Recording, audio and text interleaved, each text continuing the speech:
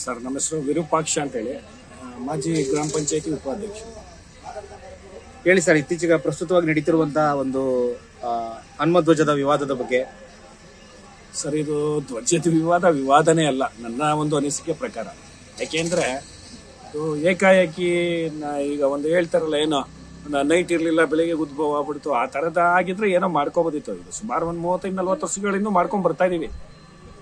ರಾಷ್ಟ್ರ ಧ್ವಜನೂ ಆರಿಸ್ತಿದ್ವಿ, ಕನ್ನಡ ಧ್ವಜನೂ ಆರಿಸ್ತಿದ್ವಿ, ಕೇಸರಿ ಧ್ವಜನೂ ಕೂಡ ಆರಿಸ್ತಿದ್ವಿ. ಅದು ಆಂಜನೇಯನ ದೇವಸ್ಥಾನ ಮುಂದೆ ಎಡೆಯಿಂದ ಇದು ನಾವೆಲ್ಲ ಮಾರ್ಕೊಂಡ್ ಬರ್ತಾ ಇರೋದು. ಅದು ಆಕ್ಚುಲಿ ಅದು ಇರೋದು ಸಂಚಿ ಹೊನ್ನಮ್ಮ ರಂಗಮಂದಿರ ಅಂತೇಳಿ. ಅದು ಸರ್ಕಾರಿ ಜಾಗ ಇರ್ಬೋದು, ಅಲ್ಲಿ ಸರ್ಕಾರಿ ಕಾರ್ಯಕ್ರಮ ಯಾವುದು ನಡೀತಿರ್ಲಿಲ್ಲ. ಎಲ್ಲ ನಡೀತಿದ್ದು ಊರಿನ ಗ್ರಾಮಗಳ ದೇವ್ರ ಮೆರವಣಿಗೆ ಆಗ್ಬೋದು, ನಾಟಕಗಳಾಗ್ಬೋದು, ಮತ್ತೆ ಈ ತರದ ಸಾಂಸ್ಕೃತಿಕ ಕಾರ್ಯಕ್ರಮಗಳು, ಚಟುವಟಿಕೆ. ಗೌರಿ ಕಲಾ ಸಂಘ ಅಂತೇಳಿ 40 ವರ್ಷದಿಂದ ಇದೆ. ಗಣೇಶನ್ ಕೂರ್ಸೋದಾಗ್ಲಿ ಹಾಗೆಲ್ಲ ಮಾಡ್ಕೊ ಬರ್ತಿದ್ರು. ಈಗ ನಿನ್ನೆ ನೋಡಿದೆ ನಾನು, ಮಾನ್ಯ ಶಾಸಕರು ನಮ್ಮ ರವಿಕುಮಾರ್ ಅವರು ಒಂದು ಸ್ಟೇಟ್ಮೆಂಟ್ ಕೊಟ್ಟರು. ನಾನು ಇವತ್ತು ಪ್ರೋಗ್ರಾಮ್ ಅಲ್ಲಿ ಹೋಗಿದ್ದೀನಿ, ಭಾಗವಹಿಸಿದ್ದೀನಿ, ಅಲ್ಲಿ ಯಾವ ಧ್ವಜನೂ ಇರಲಿಲ್ಲ ಅಂತೇಳಿ. ನಿಮ್ಗೆ ನಾನು ಫೋಟೋಸ್ ಅದೆಲ್ಲ ನಾನು ಕಲೆಕ್ಟ್ ಮಾಡಿ ಇಟ್ಕೊಂಡಿದ್ದೀನಿ, ಕಳಿಸಿದ್ದೀನಿ ನಿಮ್ಮ ಇವ್ರಿಗೆ ನೋಡಿ. ಅದು ಇದ್ರೆ ನಮಗೆ ಕೊಡಿಸ್ಲಿ. ಕೇಸರಿ ಸರ್, ಕಂಬದಲ್ಲೇ ಕೇಸರಿ ಇದೆ, ಕೇಸರಿ ಧ್ವಜನೂ ಕೂಡ ಕಟ್ಟಿಟ್ಟಿದ್ದಾರೆ ಆರ್ಸಕ್ಕೆ. ಅದು ಮತ್ತೆ ಪಿಂಡಲ್ ಮತ್ತೆ ಧ್ವಜ ಕಂಬ ನಿರ್ಮಾಣ ಮಾಡಕ್ಕೆ ಗುದ್ಲಿ ಪೂಜೆನೂ ಮಾಡ್ತಾ ಇದ್ದಾರೆ.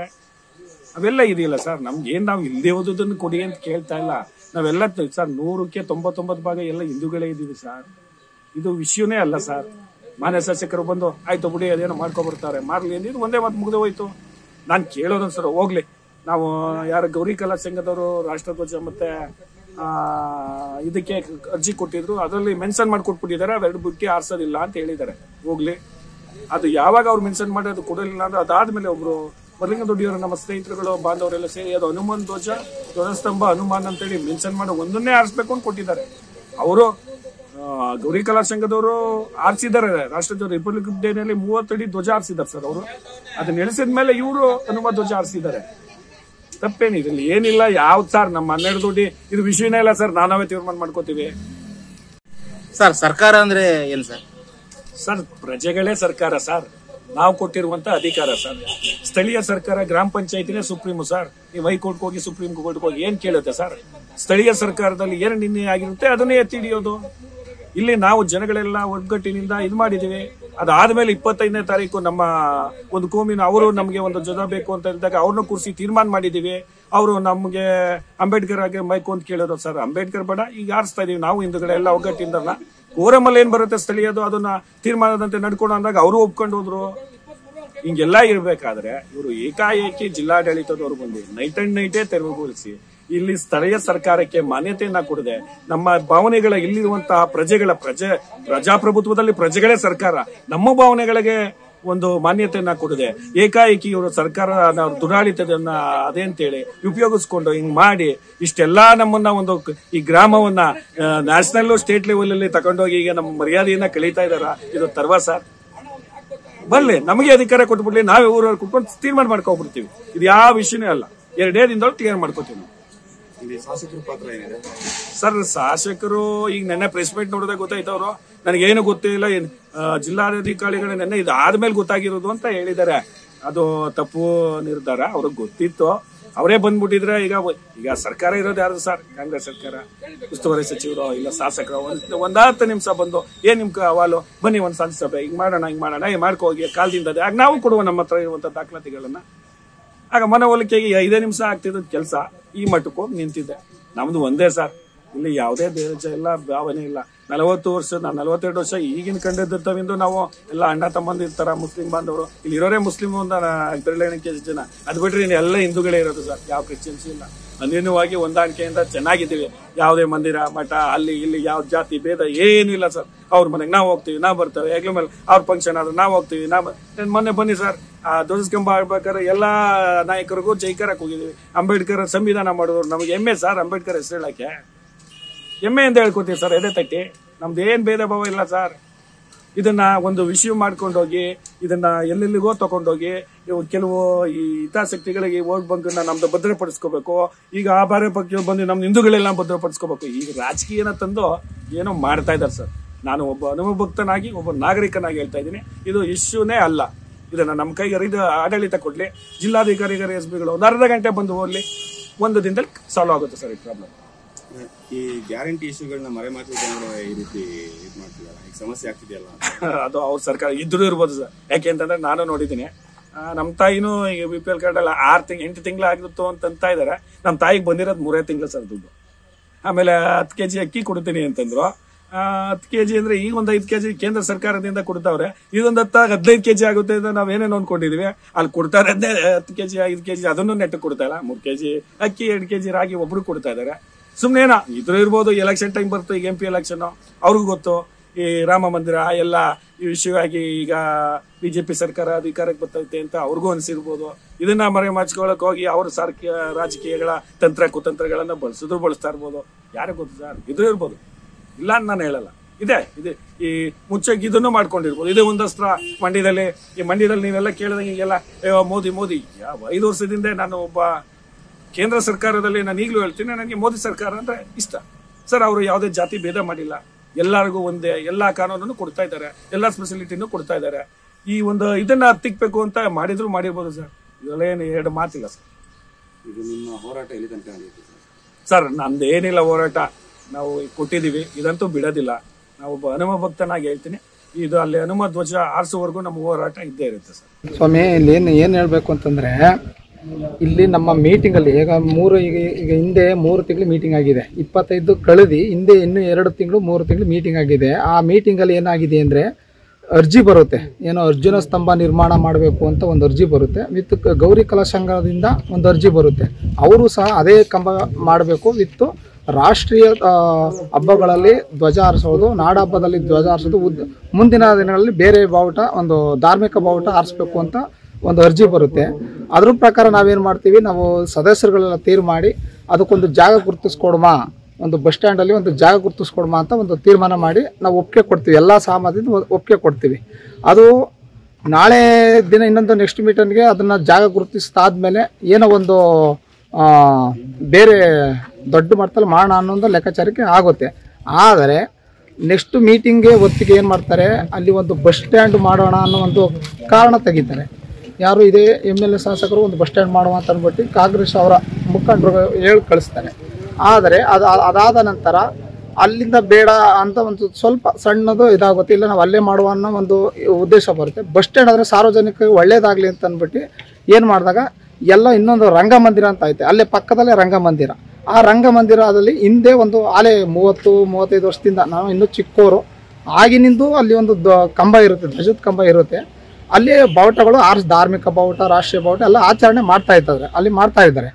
ಆದರೆ ಈ ನಮ್ಮ ಏನು ಮಾಡ್ತಾರೆ, ಇದೇ ಸ್ಥಳೀಯ ಶಾಸಕರು ಏನು ಮಾಡ್ತಾರೆ, ಇಲ್ಲಿ ಬಸ್ ಸ್ಟ್ಯಾಂಡ್ ಆಗೋದ್ರಿಂದ ನೀವು ಮೇಲ್ಗಡೆ ಮಾಡ್ಕೊಳ್ಳಿ, ಇಲ್ಲಿ ಸಾರ್ವಜನಿಕ ತೊಂದರೆ ಆಗ್ಬೋದು, ಬಸ್ ಸ್ಟ್ಯಾಂಡ್ಗೆ ತೊಂದರೆ ಆಗ್ಬೋದು, ನೀವು ಮೇಲ್ಗಡೆ ಮಾಡ್ಕೊಳ್ಳಿ ಅಂತ ಅವರೇ ಜಾಗ ಬಂದು ಗುರ್ತಿಸ್ಕೊಟ್ಟು ಹೋಗ್ಬಿಟ್ಟು ನಾ ತಿರ್ಗಾ ನೆಕ್ಸ್ಟ್ ತಿಂಗಳು ಮೀಟಿಂಗ್ ಬಂದಾಗ 25ನೇ ತಾರೀಕು ಮೀಟಿಂಗಲ್ಲಿ ಅಲ್ಲ, ಅದಕ್ಕಿಂತ ಮೊದಲೇ, ಅದು 25ನೇ ತಾರೀಕು ಮೀಟಿಂಗ್ ಮೊದಲೇ ಇದು ಸಣ್ಣ ಪುಟ್ಟ ಈ ಕಂಬ ಒಂದು ನೆಡೋ ಉದ್ದೇಶಕ್ಕೆ ಒಂದು ಚಿಕ್ಕ ಮಿಸ್ಟೇಕ್ಗಳು ಆಗುತ್ತೆ. ಅದು ಯಾವುದು ನಮ್ಮ ಈ ನಾಯಕರುಗಳು, ಯಾವುದು ಕಾಂಗ್ರೆಸ್ ನಾಯಕರು ಇವರೆಲ್ಲ ಸೇರಿ ಅದನ್ನು ಒಂದು ಸ್ವಲ್ಪ ಗಣಗಾರಿಕೆ PD ಅವ್ರಿಗೆ ಹೇಳಿಸಿ ಆ ಒಂದು ಇದನ್ನ ಸೃಷ್ಟಿಸ್ತಾರೆ.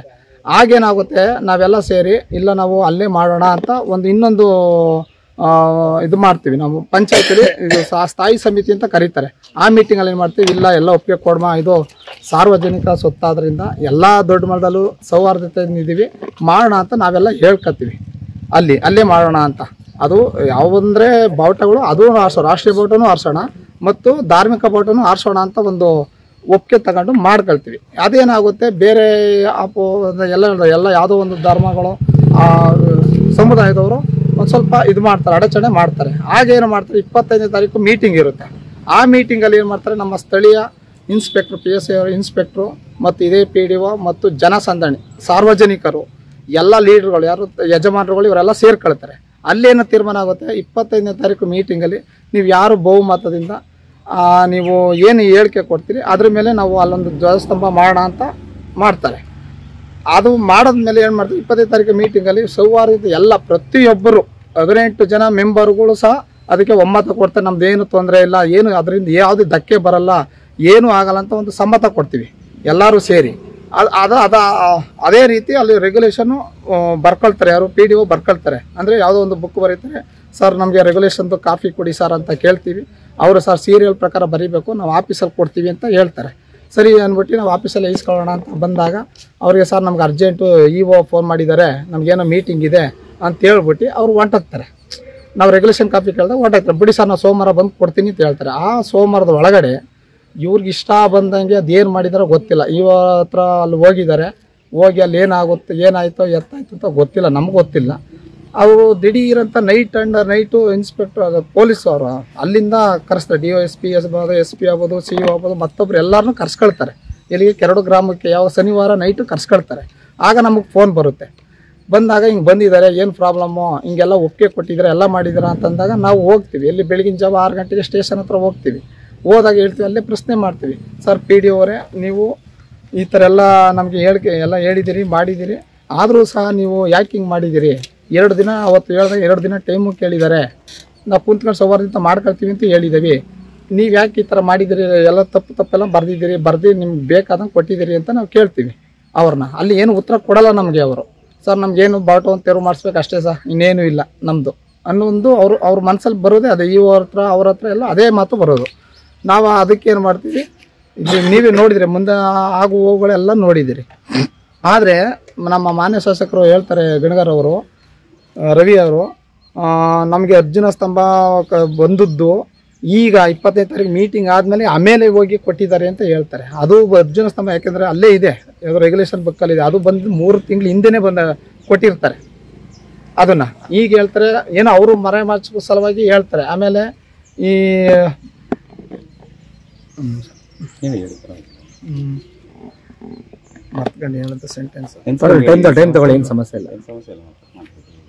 ನಮ್ಮ 25ನೇ ತಾರೀಕು ರೆಗ್ಯುಲೇಷನ್ ಬಂದಾಗ ಇದು ಗೌರ್ಮೆಂಟ್ ಬಸ್ ಸ್ಟ್ಯಾಂಡ್ ಮಾಡ್ತೀವಿ ಅಂತ ಹೇಳಿರ್ತಾರಲ್ಲ, ಆ ಗೌರ್ಮೆಂಟ್ ಬಸ್ ಸ್ಟ್ಯಾಂಡ್ ಅವರೇ ಯಾವುದು ಸಾರಿಗೆ ಇಂಜಿನಿಯರ್ ಯಾರನ್ನ ಕಳಿಸಿದಾಗ ಅವ್ರು ಹೇಳ್ತಾರೆ, ಇಲ್ಲಿ ಜಾಗ ಸಾಲಲ್ಲ, ನಾವು ಬೇರೆ ಕಡೆ ಮಾಡಬೇಕು, ಬೇರೆ ಕಡೆ ಎಲ್ಲರೂ ಜಾಗ ಕೊಡಿಸಿ ಅಂತ ಹೇಳಿದ್ದಾರೆ ಅವರು.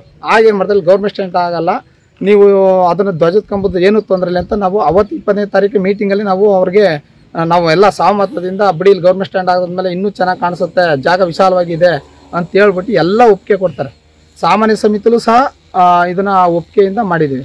ಆದರೆ ನಮ್ಮ ಲೀಡ್ರು ಯಾರು ರಘುನಂದನ್ ಅವರು ಇಲ್ಲಿ ಅವ್ರ ಬಗ್ಗೆ ತುಂಬ ಅವರು ಹೇಳಿದ್ರು, ಇವರು ಲಾಯರು ಅದು ಇದು ಅಂತ ಹೇಳಿದ್ದಾರೆ. ಪಾಪ ಅವರು ಇಲ್ಲಿ ದೊಡ್ಡ ಮಳ ಇಲ್ಲಿ ಸುತ್ತ ಕೆರಗೋಡು ಹೋಗ್ಲಿಲ್ಲ, ಏನೇ ಸಾವು ನೋವುಗಳಾಗ್ಬೋದು, ಮತ್ತೊಂದಾಗ್ಬೋದು, ಏನಕ್ಕೆ ಆದರೂ ಸಹ ಅವ್ರು ಬಂದು ಅವರ ಕಷ್ಟ ಸುಖಕ್ಕೆ ಇಷ್ಟೋ ಒಂದು ಸಹಾಯ ಮಾಡಿ, ಆಮೇಲೆ ಧಾರ್ಮಿಕ ಕ್ಷೇತ್ರ ಯಾವುದೋ ದೇವಸ್ಥಾನಗಳು ಆಗ್ಬೋದು, ಮತ್ತೊಂದಾಗ್ಬೋದು, ನೋಡಿ ಅವ್ರದ್ದು ಇದನ್ನು ತೆಗೆದು ನೋಡಿ, ಅವ್ರದ್ದು ಫೇಸ್ಬುಕ್ ಆಗ್ಬೋದು, ವಾಟ್ಸಪ್ ಅಂತ ತೆಗಿಬೋದು, ನೋಡಿ ಅದರಲ್ಲಿ ಎಷ್ಟು ಸಹಾಯ ಮಾಡ್ತಿದ್ದಾರೆ ಅಂದರೆ ಅವರು ಬರೀ ಒಂಥರ ಕೇವಲ ಅದೇನೋ ಒಂಥರ ಗೂಂಡನ್ನು ಏನೋ ಒಂದಂತ ಅವ್ರನ್ನ ಬೈತಾರೆ. ಅದು ಅವ್ರಿಗೆ ತರವಲ್ಲ. ದಯವಿಟ್ಟು ಮಾನ್ಯ ಶಾಸಕರೇ, ಇವೆಲ್ಲನೇ ನೀವು ಆ ಮಾತುಗಳನ್ನು ವಾಪಸ್ ತಗೊಳ್ಳಿ. ಅವ್ರ ಬಗ್ಗೆ ಲಘು, ಯಾಕೆಂತಂದರೆ ಸ್ಥಳೀಯ ಅವರು ಲೀಡರ್ ಆಗಿರೋದ್ರಿಂದ ಅವ್ರನ್ನ ನಾವು ಕರ್ಕೊಂಡು ನಮ್ಮ ಸಾರ್ವಜನಿಕರೇ, ಸರ್ ನೀವು ಬನ್ನಿ, ಇದಕ್ಕೆ ನೀವು ನಿಮ್ಮನ್ನು ಒಮ್ಮತನ ಕೊಡಿ ಅಂತ ಅವರೇ ಸಾರ್ವಜನಿಕರೇ ಕರ್ಸ್ಕೊಂಡಿರೋದು ಇದನ್ನು ಅವರನ್ನು. ಅದರಿಂದ ದಯವಿಟ್ಟು ಅವ್ರ ಬಗ್ಗೆ ಹೇಳಿಕೆ ಕೊಡೋದ ನೀವು ಒಂದು ಸ್ವಲ್ಪ ಇದು ಮಾಡಬೇಕು ಅಂತ ಕೇಳ್ತೀನಿ ನಾನು. ಈಗ ನಿನ್ನೆ ಬಂದಿರೋಂಥ ಜನ ಸ್ಥಳೀಯರೆಲ್ಲ ಹೊರಡೆಯಿಂದ ಕರ್ಸಿದ್ದಾರೆ ಅಂತ ಸರ್. ಅವ್ರು ಗಣಗ ರವಿ ಅವ್ರಿಗೆ ಏನು ಗೊತ್ತಾ, ಅವ್ರಿಗೆ ಪ್ರಮುಖವಾಗಿ ಒಂದು ಊರಲ್ಲಿ 4 ಜನ 5 ಜನ ಲೀಡರ್ಗಳು ಗೊತ್ತು ಹೊರತು ಈಗ ನಾವು ಉದಾಹರಣೆಗೆ ನಮ್ಮ ತಂದೆಯವ್ರಿಗೆ ಗೊತ್ತಾ, ಅವ್ರಿಗೆ ಇನ್ನೊಬ್ರು ನಮ್ಮ ಚಿಕ್ಕಪ್ಪರ ಆಗ್ಬೋದು, ನಮ್ಮ ಅವ್ರು ಹಿಂಗೆ ಊರುಗಳಲ್ಲಿ ದೊಡ್ಡ ಎಲ್ಲ ಊರಲ್ಲಿ ದೊಡ್ಡ ಮತ್ತೆ ಅವ್ರಿಗೆಲ್ಲರೂ ಗೊತ್ತಾ ಸರ್. ಈಗ ರೋಡಲ್ಲಿ ಐತಾರೆ, ಎಲ್ಲರನ್ನೂ ನಿಮ್ಮ ಹೆಸ್ರು ಕೊಟ್ಟು ಮಾತಾಡ್ಸ್ಕೊ ಹೋಗ್ಬೋದಾಯ್ತಲ್ಲ, ಅಣ್ಣ ತಮ್ಮ ಅಂತ. ಅವ್ರಿಗೇನು ಗೊತ್ತು, ಅವ್ರು ಹೇಳ್ಕತ್ತಾರೆ. ಈಗ ಅವ್ರಿಗೇನೋ ಈಗ ಮರೆ ಮಾಚ್ಕೋಬೇಕು, ಅವ್ರು ಹೇಳ್ಕತ್ತಾರೆ. ಇದನ್ನ ನಾನು ಇದನ್ನ ಒಪ್ಪಲ್ಲ. ಇದನ್ನ ಎಲ್ಲ ಸ್ಥಳೀಕರೇ, ಇಲ್ಲಿ ಅಕ್ಕಪಕ್ಕ ಗ್ರಾಮಸ್ಥರೇ ಅವ್ರು ಬಂದಿರೋರು. ಅವ್ರು ಏನೇ ಹೇಳಿಕೆ ಕೊಟ್ಬಿಟ್ರೆ ನಾವು ಒಪ್ಬೇಕಲ್ಲ. ನಮ್ಗೆ ಗೊತ್ತು ಜನ ಯಾರು ಇದೆ ಅಂತ. ನಾವಿಲ್ಲಿ ಕೆರಗೋಡಿಗೆ ದಿನ ಬಂದು ಹೋಗೋರು, ಯಾರಿದ್ದಾರೆ, ಯಾವ ಊರವರು ಏನು ಅಂತ ನಮ್ಗೆ ಗೊತ್ತಿದೆ. ಅವ್ರಿಗೇನು ಗೊತ್ತು? ಈಗ ನಿಮ್ಮ ಹೋರಾಟ ಎಲ್ಲಿ ಕರ್ಕೊಂಡು ಸರ್, ಇದು ಕಾನೂನು ಪ್ರಕ್ರಿಯೆಗೆ ಹೋಗಿದೆ. ಅದ್ರ ಮುಖಾಂತರ ನಾವು ತಗತ್ತೀವಿ ಅಂತ ನಮಗೂ ವಿಶ್ವಾಸ ಇದೆ.